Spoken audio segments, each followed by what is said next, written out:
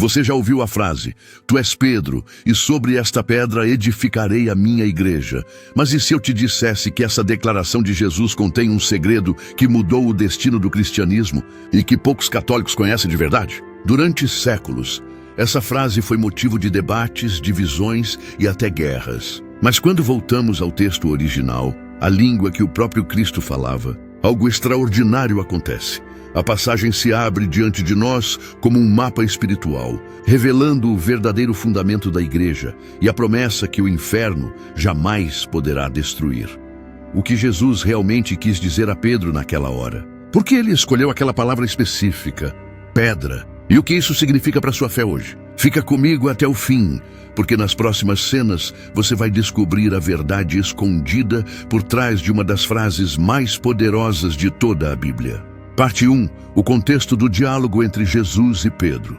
Jesus caminha com os discípulos até Cesareia de Filipe, uma região montanhosa, distante, repleta de templos dedicados a falsos deuses. Era um lugar onde o paganismo dominava, onde estátuas de pedra representavam divindades mudas. E é exatamente ali, nesse cenário de idolatria e confusão espiritual, que Cristo decide revelar o coração da sua missão. Enquanto todos observavam os ídolos, Jesus volta-se para os discípulos e faz uma pergunta que ecoa até hoje: quem dizem os homens que é o Filho do Homem? Os discípulos respondem.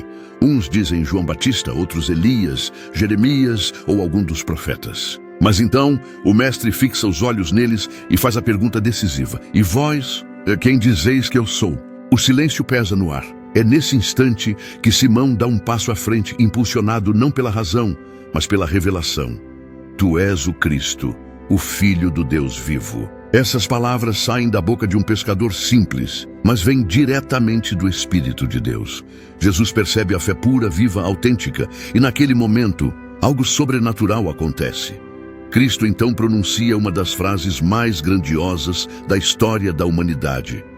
Bem-aventurado és tu, Simão, filho de Jonas, porque não foi a carne nem o sangue que te revelaram isso, mas o meu Pai que está nos céus. E ali, o próprio Deus muda o nome de Simão para Pedro, que significa rocha. Na Bíblia, mudar o nome é mudar a missão. Abrão virou Abraão, Jacó virou Israel, e agora Simão se torna Pedro, o homem chamado a sustentar espiritualmente todo o edifício da fé. É um gesto de confiança divina que atravessa os séculos. Mas repare num detalhe poderoso. Jesus não fez essa revelação no templo de Jerusalém, nem em algum lugar santo. Ele escolheu Cesareia de Filipe, território pagão, para fundar a promessa da sua igreja. Ou seja, onde o mal reinava, ali ele começou a erguer o reino de Deus. O cenário visível, montanhas, rochas, templos idólatras, se tornava um símbolo espiritual. A igreja de Cristo seria construída não sobre areia, mas sobre uma rocha viva e inabalável. E desde aquele momento, todas as forças das trevas começaram a tentar derrubar o que foi fundado ali. Mas o que exatamente significava essa pedra? Por que Jesus usou essa palavra e não outra? O que há de tão profundo nessa escolha divina? Essas respostas revelam o coração da promessa de Cristo. E é isso que vamos desvendar a seguir. Parte 2. A palavra pedra, no original grego. O que muda tudo aqui começa uma das revelações mais ignoradas da história. Muitos já ouviram essa passagem, mas poucos sabem o que Jesus realmente quis dizer quando chamou Simão de Pedro. Por trás dessa palavra, há um mistério linguístico e teológico que define o próprio alicerce da Igreja Católica. O Evangelho de Mateus foi escrito em grego, e nele encontramos a famosa frase: Tu és Petros, e sobre esta pedra edificarei a minha igreja. E é aí que o debate começou. Alguns intérpretes alegaram que Petros seria apenas uma pedrinha, enquanto Petra seria uma rocha maior. Mas o que muitos não sabem é que Jesus não estava falando grego. Naquele momento, ele falava aramaico, a língua que usava com os discípulos. Em aramaico, não existe essa diferença entre pedrinha e rocha. A palavra usada por Jesus foi kefa, que significa rocha sólida, uma base firme, algo inabalável. Então, se traduzíssemos exatamente o que ele disse, soaria assim: Tu és kefa, e sobre esta kefa edificarei a minha igreja. Percebe o que isso significa? Jesus não estava falando de uma pedra qualquer, nem de uma fé abstrata. Ele olhou nos olhos de Pedro e o declarou fundamento visível do reino de Deus na terra. Essa escolha não foi simbólica, foi real, concreta, divina. Cristo sabia quem Pedro era, impulsivo, frágil, humano, mas foi justamente por isso que o escolheu. Porque Deus não procura os mais fortes, Ele transforma os fracos em colunas inabaláveis. Ao mudar o nome de Simão para Pedro, Jesus mudou sua missão. De pescador de peixes, ele se tornaria pescador de almas. A partir daquele instante, a autoridade de Cristo começava a se manifestar através da igreja. E há algo ainda mais profundo aqui. Jesus disse: as portas do inferno não prevalecerão contra ela. Repare, ele não disse que o inferno não atacaria, mas que não venceria. É uma profecia e uma promessa ao mesmo tempo. As portas do inferno representam o poder da morte, do pecado, da mentira, e Cristo garante que a igreja, fundada sobre Pedro, jamais será destruída. Nem por impérios, nem por heresias, nem por escândalos. Porque a pedra sobre a qual ela foi construída é divina em sua origem. Por isso, ao longo dos séculos, reis caíram, reinos desapareceram, mas a igreja permaneceu. Porque o que sustenta a igreja não é a força humana, mas a promessa do próprio Deus. E se Cristo escolheu Pedro, também escolhe você, para ser uma pedra viva nesse mesmo edifício espiritual. A rocha não é apenas um homem, é um símbolo da fé que resiste ao tempo, ao pecado e às trevas. E agora que você compreende o peso dessa palavra, surge uma pergunta ainda mais profunda. O que significa Jesus entregar a Pedro as chaves do reino dos céus? A resposta é o próximo passo do mistério. Parte 3. As consequências espirituais da promessa de Jesus a Pedro, quando Jesus disse: Tu és Pedro, e sobre esta pedra edificarei a minha igreja, e as portas do inferno não prevalecerão contra ela. Ele não estava apenas elogiando um discípulo, ele estava lançando as bases espirituais da autoridade da igreja. Uma autoridade que ultrapassa os séculos e que nem o poder do inferno pode abalar. Aqui nasce algo que nenhum império conseguiu destruir: o poder de Cristo agindo na terra por meio da sua igreja. Pense por um instante. Enquanto reinos se levantam e caem, enquanto ideologias aparecem e desaparecem, a promessa feita a Pedro continua viva. 2000 anos depois, a Igreja Católica permanece de pé, mesmo diante de perseguições, heresias e escândalos. Isso não é acaso, é profecia cumprida. A palavra de Cristo não é uma lembrança, é uma força viva atravessando os séculos. Cada papa que se senta na cátedra de Pedro carrega dentro de si o eco dessa promessa divina. O trono de Pedro não é humano, é um sinal visível de uma autoridade invisível, aquela que vem diretamente do próprio Cristo. E quando ele diz: as portas do inferno não prevalecerão, ele não fala de uma igreja que foge, mas de uma igreja que avança. As portas representam a defesa do inimigo, e Jesus garante que a sua igreja não será vencida, porque é ela quem invade o território das trevas. Se você faz parte da igreja fundada sobre Pedro, você também faz parte dessa promessa eterna. Nada, absolutamente nada, pode apagar o selo de Cristo sobre a Igreja Católica. Nem a dúvida, nem o pecado, nem a fraqueza humana. Porque a força não vem dos homens, mas do Espírito Santo que habita nela. Quando o mundo parecer ruir, lembre-se, a pedra pode ser ferida, mas nunca destruída. E é justamente por isso que até hoje o nome de Pedro ecoa em cada missa, em cada confissão, em cada Eucaristia. A voz de Cristo continua viva, sustentando a fé dos que creem e chamando de volta os que se afastaram. Parte 4. A luta espiritual em torno da autoridade de Pedro e a resistência do inferno. Desde o instante em que Jesus declarou: Tu és Pedro, e sobre esta pedra edificarei a minha igreja, o inferno se levantou em fúria. Porque naquele momento o trono do céu começou a se manifestar na terra. E o inimigo sabia que, se não pudesse destruir a igreja por fora, tentaria corroê-la por dentro.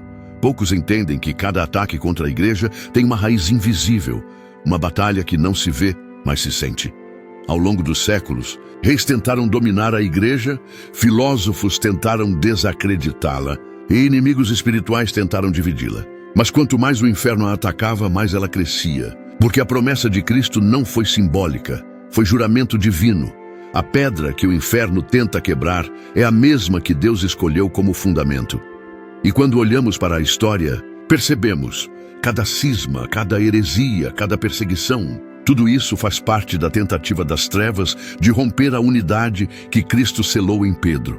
Mas a unidade não é uma ideia, é um sacramento vivo sustentado pelo Espírito Santo. O Papa, como sucessor de Pedro, carrega essa cruz, ser o alvo constante do ódio do inferno, mas também carrega a graça de sustentar a barca de Cristo em meio às tempestades.